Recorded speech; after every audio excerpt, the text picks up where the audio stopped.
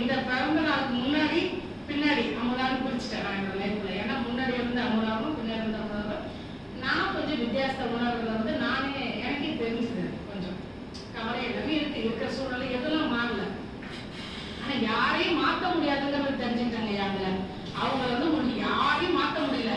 ஆனா நான் வந்து அதை லைட் லைட்டா எடுத்து போறதுக்கான விஷயத்த கொஞ்சம் எனக்கு எடுத்துக்கலாம் போட்டிருக்கு இந்த கிளாஸுக்கு அப்புறம் அப்படிங்கறத வந்து நான் கட்டாயமா உணர்ந்தேங்க. அவங்க முன்னாடி வந்து இப்ப எல்லா டைம்லயும் நான் கோயில் போயிடுவேன். வாரத்துல 3 நாள் கோயில் போறாங்க. அது போலன்னா ஐயோ நம்ம கோயில் போலன்னா இப்படி இருக்கும் அப்படின்னா ரொம்ப ஃபீல் பண்ணுவோம். முன்னாடி மே 17 முன்னாடி வந்து இன்னைக்கு போகணும்னு நினைச்ச சிவன்ட்ட போகலையே அப்படின்னு நினைப்பேன்.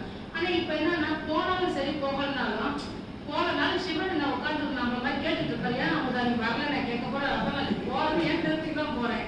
சோ இன்னைக்கு போனா என்னோட திருப்திக்கு நான் போனேன்னு ஒரு திருப்தி ஆகிட்டு இருக்கு. எல்லாமே என்னுடைய மனம் சார்ந்துதான் இருக்கு. அதை நான் எப்படி எடுத்துக்கிறேங்கிறதா இருக்குங்கிறத புரிஞ்சுக்கிட்டேன் ஃபர்ஸ்ட்.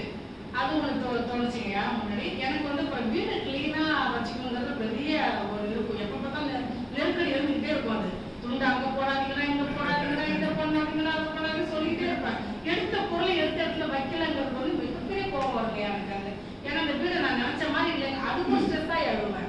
நான் நினைச்ச மாதிரி வீடு இருக்க மாட்டேங்குது, நினைச்ச மாதிரி நினைச்ச பொருள் இடத்துல வைக்க மாட்டேங்குது. எங்க வீட்டுக்கு ஒரு வாரம் வாங்க அப்படி ஒரு வாரம் வாங்கண்ணா எனக்கு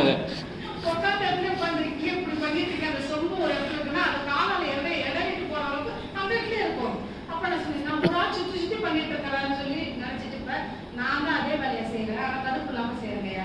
இந்த கிளாஸுக்கு அப்புறம் சரி இதுங்கெல்லாம் சொல்லி என்ன முடியாது. இது நம்ம டென்ஷன் ஆகிறதுக்கு கடவுள் கொடுத்துருக்காரு. இல்ல இவங்க வந்தா ஏதாவது பண்ணுவாங்கன்னு பார்த்தா நான் பண்ணது சொல்லிருக்காங்க. அது ஒண்ணு. ஆனா நம்ம கூட இருக்கிறவங்கலாம் நம்மள வச்சு சேர்த்துதான் வந்துருக்கு இந்த பிறகு. அது மட்டும் எப்படி வாழ்ந்துங்கிறது நம்ம ஐயா தான் எனக்கு எல்லை போடு.